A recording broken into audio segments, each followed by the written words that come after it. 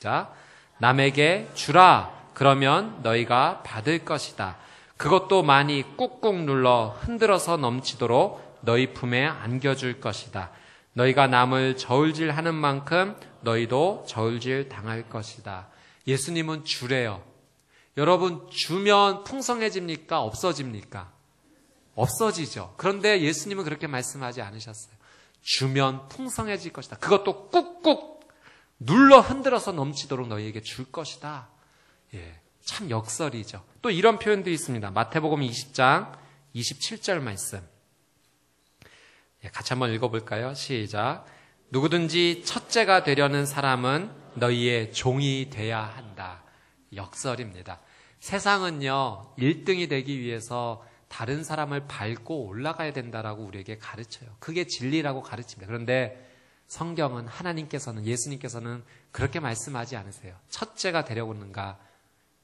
그러면 그를 섬기는 종이 되어야 된다. 진리가 담겨져 있는 거죠. 마태복음 5장 44절에서는 이러한 역설도 있습니다. 같이 한번 읽어보겠습니다. 시작. 그러나 나는 너희에게 말한다. 너희 원수를 사랑하고 너희를 핍박하는 사람을 위해 기도하라. 아멘. 여러분, 원수는 미움의 대상입니까? 사랑의 대상입니까? 사실은 미움의 대상이죠. 미워할 수밖에 없는 자가 원수가 되는 겁니다. 그런데 예수님께서는, 성경에서는 미워하는 자를 사랑해야 한다라고 우리에게 진리를 가르쳐 주십니다. 세상의 논리와 삶의 방식과는 전혀 다른 것들을 성경은, 하나님께서는, 예수님께서는 우리에게 가르쳐 주세요. 오늘 말씀도 동일한 역설적인 표현들입니다. 이런 자가 복이 있다라고 말씀하세요. 어떤 자? 가난한 자, 굶주리는 자, 우는 자, 예수님 때문에 핍박을 받는 자가 복이 있대요. 그리고 반대로 이러한 자가 화가 임할 것이다. 저주가 임할 것이다. 어떤 자? 부요한 자, 배부른 자, 웃고 있는 자, 모든 사람에게 칭찬을 받는 자에게 화가 임할 것이다. 여러분, 뭔가 맞지 않는 것 같아요. 세상에 이 땅을 밟고 살아가는 우리의 삶에 참 적용이 어려운 말씀입니다. 우리는 이 말씀 앞에 어떻게 반응을 해야 될까?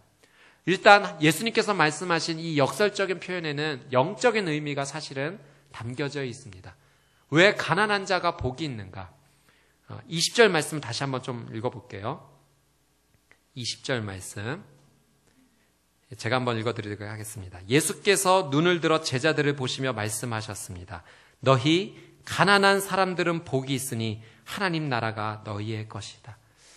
왜 가난한 자가 복이 있다라고 예수님께서는 말씀하셨을까요? 가난한 자는 어떤 사람입니까? 이 도움이 필요한 자죠. 도움이 없이는 살아갈 수가 없습니다. 그래서 나는 이것이 필요합니다. 도움이 필요합니다라고 말할 수밖에 없는 사람이 가난한 자입니다. 이것을 영적으로 바라보면 이런 의미겠죠. 영적으로 가난한 자의 심령을 가지고 있어서 하나님, 저는 하나님이 없으면 살아갈 수가 없습니다. 하나님의 도움이 없으면 살아갈 수 없습니다라고 말하는 자, 그것이 오늘 예수님께서 말씀하신 영적으로 가난한 자의 의미입니다. 열왕기하 4장 말씀에 보면 이 엘리사의 이야기가 나오는데요. 이 엘리사의 에피소드 가운데 이런 이야기가 있습니다. 이 선지자 생도가 있었어요. 선지 지원자가 있었는데요. 그만 이 선지 지원자가 일찍 죽게 되었어요. 그리고 사랑하는 아내와 두 아들만 남게 됩니다. 더군다나 빚까지 떠안게 되었어요. 그 당시에, 지금도 한 남자 없이 한 가정이 이루어진다는 건 참 어려운 일인데 그 당시는 좀 더 어려웠겠죠. 가정의 기둥이 쓰러진 겁니다. 그리고 빚까지 있어서 이 두 아들이 종으로 나갈 수밖에 없는 상황입니다. 엘리사가 이 소식을 듣고 찾아가요. 그리고 묻습니다. 지금 남아있는 것이 무엇입니까? 기름 한 그릇밖에 없습니다. 자, 그러면 이웃집에 가서 빈 그릇을 다 빌려오세요. 빌려오게 됩니다. 그리고 그 한 그릇의 기름을 빌려온 빈 그릇에 붓기 시작합니다. 근데 놀라운 일이 일어났어요. 끊이지 않고 이 기름이 쏟아지는 겁니다. 그리고 빌려온 그 모든 그릇에 채워지게 되었어요. 그리고 언제 이 기름이 멈춰졌는가? 빈 그릇의 모든 것이 채워졌어요. 그때 이 기름이 멈추게 되었습니다. 사랑 여러분, 빈 그릇이 없어졌을 때 기름이 그쳤던 거예요. 저는 오늘 이 빈 그릇을 가난한 마음으로 한번 보고 싶어요.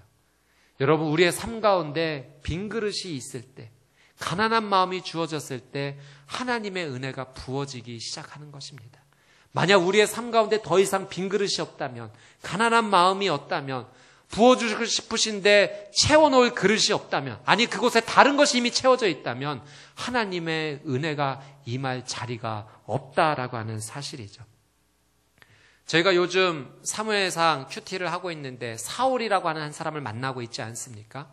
그의 초반에는 정말 빈 그릇 같은 인생이었어요. 겸허했어요. 낮았어요. 하나님이 부어주시는 대로 받는 인생이었습니다. 그런데 왕이 되고서부터 그 빈 그릇에 자기의 의를 담기 시작했어요. 자기의 생각과 자기의 결정을 담기 시작했습니다. 그러니 하나님의 은혜가 더 이상 필요하지 않는 인생, 하나님이 필요 없다라고 말하는 인생이 된 거죠. 결국 그렇게 말했던 인생이 하나님 앞에 교만함으로 살아갈 수밖에 없었고 하나님으로부터 인정받지 못하는 삶을 살게 됩니다. 사랑하는 여러분, 여러분의 그릇은 어떠세요? 빈 그릇입니까? 하나님께서 부어주실 은혜를 준비하는 귀한 그릇이 있습니까? 아니면 그 안에 이 가난한 마음이 아닌 이미 내 것으로 채워놓은 나의 생각과 결정이 담겨져 있는 그런 그릇으로 살아가고 있지는 않습니까? 빈 그릇이 없으면 하나님의 은혜는 부어질 수가 없는 거예요. 사랑하는 여러분, 축복합니다. 하나님 앞에서 영적으로 가난한 심령, 빈 그릇을 준비하는 인생이 되시기를 주님의 이름으로 축복합니다. 제가 지난주에 그런 이야기를 좀 들었습니다. 한 분 만나서 이제 교제하면서 그런 이야기를 좀 들었는데 미국 이민교회 이야기를 좀 들었습니다. 이민교회가 참 쉽지 않은 상황이죠. 그곳에서 목회하시는 사모님의 이야기를 들었는데 이 성도님들을 정말 귀하게 사랑으로 섬기시고 대접하셨대요.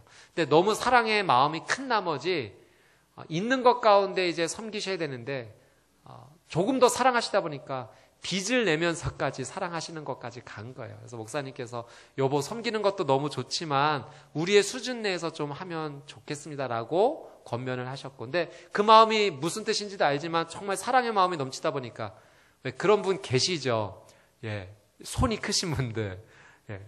그런데 어떤 일이 생겼냐면 이 사모님이 교통사고를 당하신 거예요. 근데 크게 다치지는 않으셨대요. 근데 그 사고를 통해서 이제 보험금이 나왔는데 빚을 갚고도 남을, 할렐루야, 이걸 축복이라고 해야 될까요? 어떻게 설명해야 될까요? 예, 물론 뭐 한 가지 면으로 다 설명할 수는 없지만 이제 그런 나눔을 하게 되었던 거죠. 정말 마음을 다해서 하나님 앞에 나아갔더니 채워주시는 하나님의 은혜. 저희 우리 장로님, 이현조 장로님 귀한 기도해 주셨는데 잠깐 교제를 함께 나눴는데 장로님도 그런 고백을 해 주시더군요. 정말 삶 가운데 하나님을 제대로 믿기 전에 그 병이 찾아오는 어려움이 계셨던 거예요. 근데 세상의 의술로는 어떻게 할 수가 없었을 때 바로 그때 하나님 앞에 모두 다 내어놓고 이제 하나님밖에 없습니다. 금식하고 말씀 붙잡고 기도하는 삶을 사셨대 하나님께서 지금까지 보너스 인생을 허락해 주셨다. 우리 장로님의 건강을 회복시켜 주셨을 뿐만 아니라 사랑하는 자녀들의 삶까지도 인도하시는 그 귀한 간증을 들었는데 여러분, 그것이 그런 마음 아니겠습니까? 하나님밖에 할 수 없습니다라고 내어드리는 그 빈 그릇, 이것이 있을 때 정말 축복의 인생인 줄 믿습니다. 오늘 이런 놀라운 거룩한 축복의 인생을 사시기를 주님의 이름으로 축복합니다. 두 번째, 예수님께서 말씀하신 복이 있어요. 그것은 굶주려야 되는 복입니다. 21절 말씀, 우리 첫 번째 문장만 같이 한번 읽어볼게요. 시작. 너희 지금 굶주리는 사람들은 복이 있으니 너희가 배부르게 될 것이다. 아멘. 굶주리는 자가 복이 있을 것이다. 어떤 영적인 의미가 있을까요? 굶주린다는 것은요, 갈망이 있다는 겁니다. 여러분, 우리의 육신이 아무것도 먹지 않았을 때 무엇을 느낍니까? 배고픔을 느끼죠. 배고픔을 느낀다는 것은 이제 건강하다는 것입니다. 저희 어르신들이 그런 말씀 하실 때가 있으시죠. 이제 먹는 것에 대한 마음이 떠나게 될 때가 이제 이 땅을 마무리해야 될 때가 찾아온다. 여러분, 배고픔을 느낀다는 것은 정말 큰 축복입니다. 내가 건강하다는 증거예요. 우리의 육신이 먹지 않으면 배고픔을 느끼는데 여러분의 영혼은 어떻습니까? 우리의 영혼이 굶주려 있을 때 하나님을 향한 그 갈망의 마음이 내 삶 가운데 있습니까? 영적인 배고픔이 느껴지십니까? 그것이 지금 느껴지지 않는다면, 먹지 않고 채우지 않는데도 느껴지지 않는다면 지금 아픈 거예요. 그래서 예수님은 굶주리는 자, 그에게 복이 있을 것이라고 말씀을 해주고 계신 것입니다. 하나님으로부터 채움을 얻어야 살 수 있다라고 하는 사실이죠. 그래서 시편 기자는 자신의 영적인 갈망을 이렇게도 표현을 했습니다. 시편 42편 1절 2절 말씀, 저희가 너무 잘 알고 좋아하는 말씀인데요. 같이 한번 읽어보겠습니다. 시작. 하나님이여, 사슴이 목이 말라 헐떡거리며 시냇물을 찾듯이 내 영혼이 목이 말라 주를 찾습니다. 내 영혼이 하나님을, 살아계신 하나님을 목말라 합니다. 내가 언제 나아가서 하나님을 뵐 수 있겠습니까? 여러분, 이게 내 고백이 돼요. 나의 신앙의 고백이 되어야 됩니다. 주님, 내가 하나님을 향해 갈망합니다. 내가 주를 향해 목이 마릅니다. 사슴이 시냇물을 찾듯이, 목마른 사슴이 시냇물을 찾듯이 제가 주님을 향한 그 갈급한 마음이 있습니다. 이것이 느껴지지 않는다면 영적으로 배고픔을 느끼지 못하는 상황인 거죠. 사람에게는 반드시 하나님이 주시는 은혜로 채워야 될 공간이 있어요. 그것은 세상이 채워줄 수 없는 공간입니다. 아무리 많은 물질이 있다 할지라도, 아무리 많은 명예가 있다 할지라도, 아무리 세상이 주는 만족이 가득하다 할지라도 채워지지 아니하는 공간이 있어요. 그러나 하나님만으로 채워야 합니다. 무엇으로? 말씀으로, 기도함으로, 하나님을 붙잡음으로. 그래서 여러분, 할 수만 있다면 예배 자리를 사랑하셔야 돼요. 이 자리는 하나님으로부터 공급받는 자리예요. 하나님이 주시는 놀라운 은혜를 우리가 받는 자리입니다. 말씀으로, 기도로 채움받지 않고서는 우리는 살아갈 수가 없는 거죠. 그래서 저희 평택 온누리교회가 일주일에 한 번씩 토요일 날 온가족 새벽 예배를 드리고자 합니다. 여러분, 일주일에 한 번만이라도 괜찮아요. 이 자리를 사모하십시오. 온 가족과 함께. 그리고 사랑하는 자녀를 붙잡고 기도해 주세요. 그리고 서로를 위해 손을 붙잡고 기도해 주세요. 예, 말씀으로 채워야 됩니다. 우리의 가정이, 우리의 삶이. 사랑하는 여러분, 축복합니다. 하나님 앞에서 영적으로 굶주리는 놀라운 은혜가 있게 되기를 주님의 이름으로 축복합니다. 아멘. 또 예수님께서는 이런 자가 복이 있다. 21절 두 번째 문장인데요. 두 번째 문장, 너희부터 같이 한번 읽어보겠습니다. 시작. 너희 지금 울고 있는 사람들은 복이 있으니 너희가 웃게 될 것이다. 울고 있는 자가 복이 있을 것이다. 예, 영적으로 운다는 것은 내 안에 어찌할 수 없는 이 죄의 모습을 깨닫고 그것 때문에 애통해하며 우는 거죠. 또 이것을 해결해 주신 예수 그리스도의 십자가의 은혜가 너무나도 감사하기 때문에 주님 앞에 울음으로 나가는 것입니다. 시편 51편 17절에 이런 고백이 있습니다.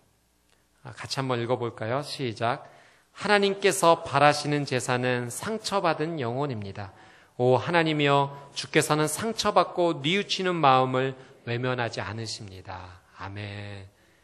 여러분, 상처받고 외면받은 자의 마음이 울음이 가득하겠죠. 주 앞에 울음으로 나가는 자는 하나님께서 외면하지 않으신다는 거예요. 통회하는 그 심령, 상한 심령의 제사, 그 예배를 하나님께서는 귀하게 받아주신다는 것입니다. 여러분, 우십시오. 메마른 내 눈 가운데 다시 한번 영적인 눈물이 회복되게 해달라고 기도하십시오. 여러분, 물이 지나간 곳마다 생명이 다시 살아나지 않습니까? 내 영혼의 눈물이 살아난 곳에 내 영혼이 다시 시작할 수 있는 힘이 생기는 거예요.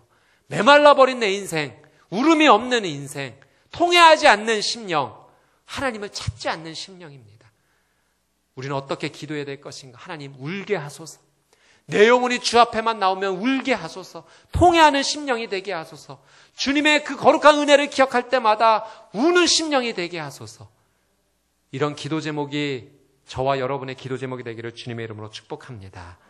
네 번째로 주님께서는 이런 자가 복이 있다. 22절 말씀인데요. 22절 말씀 같이 한번 읽어보겠습니다. 시작. 인자 때문에 너희를 미워하고 배척하고 욕하고 너희 이름을 악하다고 밀쳐내도 너희에게 복이 있을 것이다. 아멘. 예수님 때문에 핍박을 받는 자가 복이 있을 거라 말씀하십니다. 요즘은 그런 일이 많이 없을 거라 생각이 된대요. 간혹 또 우리 삶 가운데 있기도 하죠. 예수님 믿는 것 때문에 가정과 가문과 직장 가운데 핍박과 고난을 받을 때가 있습니다. 근데 요즘 저는 이런 것을 잘 생각하지 못하다가 지난번 저희 우리 성도님들과 함께 신이 보낸 사람이란 영화 함께 보았는데요. 그 북한의 크리스찬들의 그 믿음을 지키는 그것에 대해서 보여주는 영화의 내용이었습니다. 이제 못 보신 분들도 나중에 보시면 아시겠지만 예수님 믿는 것 때문에 핍박받아요. 고문받아요. 그 모습 보고 얼마나 안타까웠는지 몰라요. 그것이 거짓이 아니고 현실이라는 거죠. 지금 이 시대에 예수님 믿는 것 때문에 정말 고문을 받는 거예요. 내가 그 자리에 가면 나는 정말 예수님 부인하지 않을 수 있을까? 너무 떨렸습니다. 그리고 위에서 기도할 수밖에 없었어요. 사랑하는 여러분, 오늘 이 말씀이 우리의 말씀이 되도록 또 함께 기도해야겠지만 우리 북한의 그 백성들을 위해서도 같이 한번 기도했으면 좋겠어요. 정말 예수님 믿는 것 때문에 고통받고 있는 하나님의 백성들이 힘을 얻게 해 주십시오. 하나님 정말로 지쳐 쓰러지지 않게 해 주십시오. 하나님의 은혜 때문에 살아가게 해 주십시오. 이 말씀이 우리의 말씀이 되기도 기도하겠지만 오늘 이 시간부터도 여러분 기회 되실 때마다 북한의 그 성도님들 위해서 함께 기도해 주시기를 주님의 이름으로 권면드립니다. 아멘. 사랑하는 여러분, 세상은 부요하고 배부르고 웃고 칭찬받는 것이 복이라고 하는데 오늘 예수님은 그 반대로 말씀하셨어요. 여러분, 이 말씀을 들었을 때 어떤 마음이 좀 드셨습니까? 그래, 가난해져야지, 굶주려야지, 우는 인생이 돼야지, 핍박받는 인생이 돼야지, 정말 이 말씀대로 살아야겠다라는 굳건한 결심이 세워지셨습니까? 정말 솔직하게 그렇게 살고 싶으십니까? 사실 우리가 이 말씀을 만날 때 조금 불편합니다. 그렇게 사는 것이 사실 어렵기 때문에 그래요. 말로는 그렇게 살고 싶다라고 말하지만 현실 속에서 정말 그렇게 살 수 있을까? 그게 어렵기 때문에 불편해합니다. 우리는 사실 그런 말씀 듣는 거 좋아요. 저도 그런 말씀만 선포하는 게 좋습니다. 예수님 잘 믿으면 부요해지고 배불러지고 그리고 웃을 수 있고 칭찬받을 수 있다는 것만 말할 수 있다면 말하는 자나 듣는 자나 다 행복할 수 있을 것 같아요. 근데 정말 예수님은, 하나님은 우리에게 그렇게 말씀하지 않으신다라고 하는 사실이죠. 진짜 예수님을 믿는다는 것은 무엇입니까? 그 불편한 이야기를 들을 수 있어야 된다는 거예요. 그 불편한 이야기에 믿음으로 반응할 수 있어야 된다는 것입니다. 그 길을 걸어가는 길이 십자가의 길이고 좁은 길이고 힘든 길일지라도 그것이 정말 하나님 앞에서 놀라운 은혜의 자리이기 때문에 그것을 선택할 수 있는 믿음이 있어야 됩니다. 하나님께서 우리에게 축복만 주시면 좋겠는데 때로는 우리의 삶 가운데 축복뿐만 아니라 고난도 허락해 주실 때가 있어요. 욥의 인생을 보면 참 그것을 많이 생각하게 됩니다. 물론 욥이 아주 완벽하진 않지만 뭐 잘못도 있겠죠. 그러나 그가 그런 고난을 받을 만큼 죄를 지었다라고는 생각하지 않습니다. 성경에서도 그는 동방의 의인이다라고 하나님께서 인정하시는 자였으니까요. 그런데 그의 삶 가운데 이해할 수 없는 고난이 밀려왔어요. 살아가는 가족을 잃어버리고 가지고 있던 모든 소유를 잃어버리고 그리고 자신의 건강이 잃어버리게 되는 악창 가운데 시달리게 되는 그리고 친한 친구들조차 와서 자신을 정죄하는 이 어려움 가운데 거하게 됩니다. 왜 그가 그런 고난과 저주의 삶을 경험해야 됐을까? 근데 여러분, 그의 결론을 우리는 잘 알고 있지 않습니까? 그에게 저주가 임한 것 같고 고난이 임한 것 같고 정말 어려운 상황이 임한 것 같은데 근데 결론은 그렇지 않았어요. 그는 하나님을 만나게 됩니다. 그리고 본인이 하나님 앞에서 의로운 자의 삶을 살았지만 죄인이라는 사실도 다시 한번 깨닫게 되고 하나님 앞에서 어떻게 살아야 될지 그 귀한 축복을 맛보게 되었어요. 돌이켜보니 그에게 임했던 아픔과 저주가 그에게 고난의 의미만은 아니었습니다. 축복으로 이어지는 거룩한 은혜의 시작이었다라고 하는 사실이죠. 사랑 여러분, 우리가 불편한 하나님의 말씀을 만나지만 이 불편한 하나님의 말씀이 결국은 내 삶 가운데 축복의 시작이 될 수 있습니다. 오늘 이 말씀에 진지하게 반응하는 자라면 우리는 생각해야 돼요. 깊게 생각해야 돼요. 왜 가난해지라고 하나님은 말씀하셨을까? 왜 굶주려야 된다라고 말씀하셨을까? 도대체 그것이 나에게 어떤 의미일까? 오늘 나의 삶을 살아가는 인생 가운데 정말 울고 핍박받고 어떻게 해야 그런 삶을 살아갈 수 있을까? 우리의 삶 가운데 진지하게 물어봐야 됩니다. 제가 그 영화를 직접 보진 않았지만 그 스토리를 좀 들었는데요. 1960년대 한국 영화 가운데 외팔이라는 영화가 있었다고 합니다. 보신 분도 있으시겠죠? 이제 그런 스토리입니다. 이제 이렇게 권법 무술하는 영화인데 그 한 팔이 없는 이분이 이제 한 스승님 밑에서 열심히 이제 훈련을 하는데 수련을 하는데 한계가 있는 거죠. 한 팔밖에 없다는 것이 얼마나 큰 약점입니까? 근데 이제 그 스승님이 상대편과 관계가 안 좋았던 상대편과 싸우게 돼서 이제 치명적으로 이제 당하게 되었던 것 같아요. 그래서 대신 제자가 나와서 이렇게 싸우는데 이제 상대편이 필살기를 이렇게 사용하게 됩니다. 여러분 필살기라는 것이 그런 의미잖아요. 한번 이렇게 맞으면 이제 게임이 끝나는. 근데 그 필살기를 썼는데 이 팔이 하나밖에 없으신 분이 쓰러지질 않았던 거예요. 그리고 그 기회를 이용해서 상대편을 이제 무너뜨리게 됩니다. 어떻게 되었던 것일까? 그 필살기가 팔이 없는 쪽에 들어갔던 거예요. 예.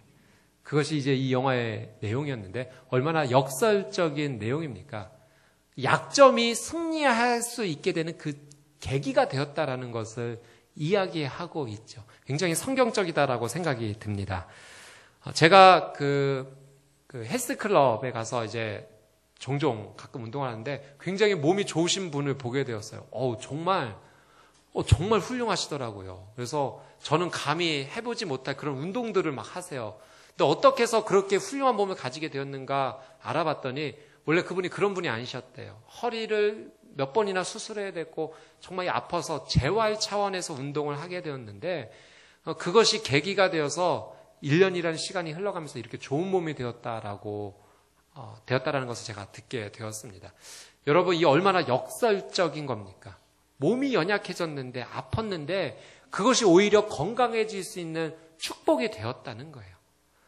그러면 여러분, 내 삶 가운데 찾아온 고난, 아픔, 약점이 하나님 안에서 더 이상 약점이 되지 않는다는 거죠. 그것이 하나님의 손에 들려지기만 한다면 오히려 그것이 하나님의 축복을 받을 수 있고 하나님의 놀라운 은혜를 경험할 수 있는 시작이 될 수 있다라고 하는 사실입니다. 그래서 깨닫는 것이 정말 중요해요. 깨달아지면 내 삶이 변하게 되는 거예요. 아는 것으로는 안 됩니다. 여러분, 이제까지 우리가 얼마나 많이 알았습니까? 근데 아는 것으로 변화되어질까요? 그렇지 않아요. 깨달아질 때, 정말 하나님 안에서 깨달을 때 우리의 삶이 변화되기 시작합니다. 예전에 이런 글을 한번 읽어본 적이 있는데요. 이분의 고백이 이렇습니다. 경남 산천이 이분의 고향이셨대요. 가난한 가정에서 태어나셨고 그래서 열심히 공부해서 이 대구로 유학을 오게 되었다고 합니다. 아버지가 보내셨어요. 근데 공부가 너무 싫었대요. 그래서 1학년 때 성적표를 받았는데 68명 중에 68등. 그러니까 68명이 모였다는 거니까 정말 굉장히 오래전 이야기 아니겠습니까? 근데 너무 부끄러워서 그 성적표를 조작했대요. 그 잉크를 지어내고 68명 중에 1이라고 적어 놓은 겁니다. 근데 이 사실을 아버지만 알고 계셨으면 좋았겠는데 친척들이 알게 된 거예요. 그리고 이 가문에 경사가 났다고 잔치 벌여야 되지 않겠냐고. 그래서 아버지가 돼지를 한 마리 잡으셨는데 집에 유일하게 재산 목록 1호인 그 돼지를 잡으신 거예요. 왜? 아들이 1등 했으니까. 그래서 잔치를 벌였는데 이 아들이 너무 가슴이 뜨끔한 거죠. 아니, 나는 거짓말한 건데 이것 때문에 우리 집 재산이 지금 다 날아가게 된 거예요.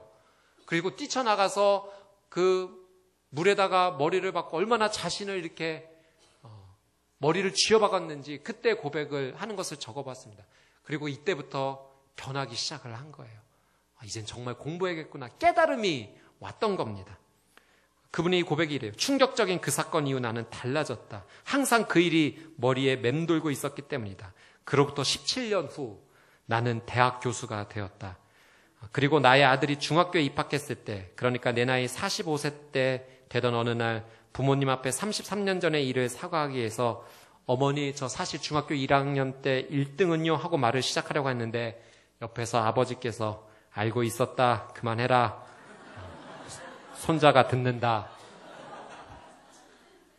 자신의 위조한 성적을 알고도 재산 목록 1호인 돼지를 잡아 잔치를 하신 부모님의 마음을 박사이고 교수이고 대학 총장인 나는 아직도 알 수가 없다. 전 경북대 총장 박창석 총장님의 글을 제가 읽어보았습니다.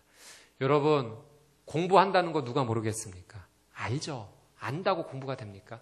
깨달아지니까 하는 거예요. 아버지가 알고 계셨어요. 위조했다는 것을. 그러나 말로가 아니라 그 깨달음을 아들에게 주기 위해서 재산 목록 1호를 내어놓는 걸 아까워하지 않으신 겁니다. 사랑 여러분, 예수님께서 우리에게 그 거룩한 진리를 깨닫게 해주시기 위해서 그분의 생명을 내어놓으시는 것을 아까워하지 않으셨어요. 여러분, 이제 우리는 어떻게 살아가야 될까요?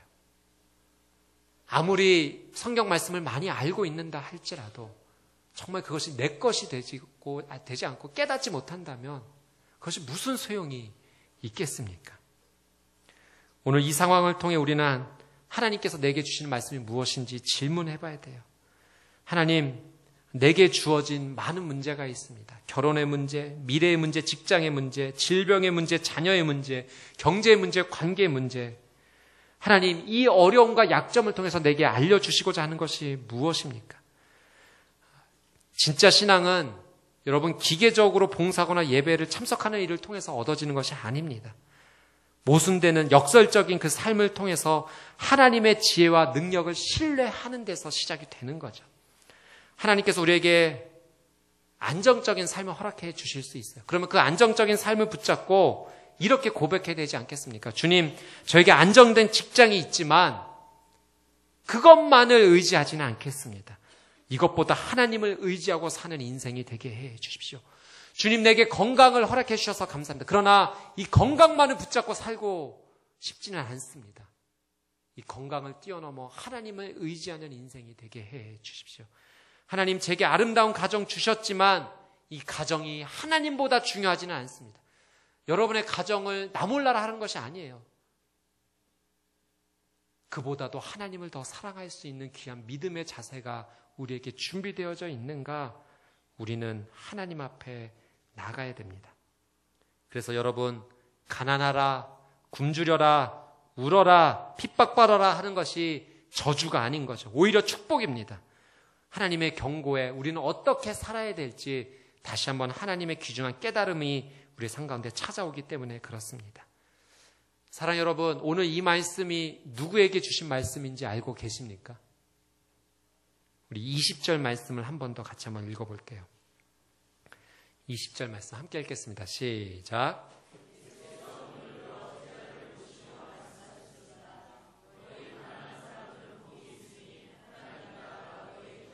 아멘. 누구에게 말씀하셨습니까? 제자들에게 말씀하셨어요. 특별히 사랑하는 제자들을 불러 모시고 이 말씀을 주셨다는 거예요. 어떤 의미입니까? 너희가 내 제자라면 이렇게 살아야 된다라고 말씀해 주시는 거죠. 여러분, 예수님의 제자이십니까? 제자가 되고 싶으십니까? 제자로 살고 싶으십니까? 그러면 이 말씀을 따라 살아가야 된다는 거예요. 제자가 되고 싶다, 제자다라고 말하면서도 이 말씀대로 살지 못하면 그거야말로 모순입니다. 제자라면, 제자의 길을 걷기를 원한다면 우리는 이 길을 걸어가야 되는 거죠. 가난과 굶주림과 애통함과 핍박의 자리를 두려워해서는 안 됩니다. 나에게 가난의 길은 무엇일까? 나에게 굶주림의 길은 무엇일까? 나에게 울음의 길은 무엇일까? 나에게 핍박의 길은 무엇일까? 끊임없이 질문하고 하나님께서 깨닫게 해주신 그 길로 나아가야 됩니다. 사랑 여러분, 어쩌면 예수님께서는 이 말씀을 영적으로만 설명하신 것뿐만 아니라 정말 실제적으로 우리에게 이 말씀 그대로 살라고 주신 걸지도 몰라요. 가난하라고, 굶주려야 된다고, 울어야 된다고, 핍박받아야 된다고. 이 영적인 의미도 중요하지만 그걸 뛰어넘어 실제적으로 이렇게 살라라고 말씀하시는 겁니다. 어떻게 가난과 굶주림과 울음과 핍박의 자리에 나갈 수 있겠습니까? 현재 내게 주어진 하나님의 은혜를 흘려보내면 됩니다.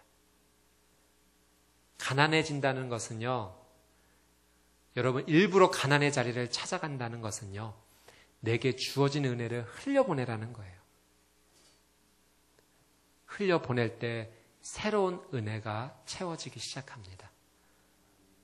새 포도주는 새 부대에 담겨야 하는 것처럼 우리의 삶 가운데 하나님께서 예전에 주셨던 은혜를 흘려보내면 내 삶은 하나님께서 새 부대가 되게 해주시고 새로운 포도주를 다시 부어주시는 거예요. 그런데 내 힘으로 할 수 없죠. 그래서 예수님이 필요한 겁니다. 예수님, 내 힘으로는 할 수 없기 때문에 예수님 저와 함께 해주십시오.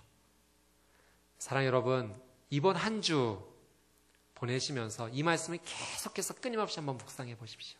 그리고 예수님 앞에 도움을 구하세요. 주님, 제가 정말 가난해지는 길이 무엇일까요? 내가 굶주리는 자리가 어디일까요? 내가 울어야 되는 자리는 어디입니까? 주님, 내가 예수님 때문에 핍박을 받아야 되는 자리, 두렵고 떨리지만 찾아가야 되는 자리는 어디입니까? 기도하십시오. 물어보십시오. 하나님께서 여러분의 길을 인도해 주실 것입니다. 정말로 깨달은 말씀대로 살아가는 저와 여러분의 삶이 되시기를 주님의 이름으로 축복합니다. 아멘. 우리 주신 말씀 붙잡고 같이 한번 기도했으면 좋겠습니다.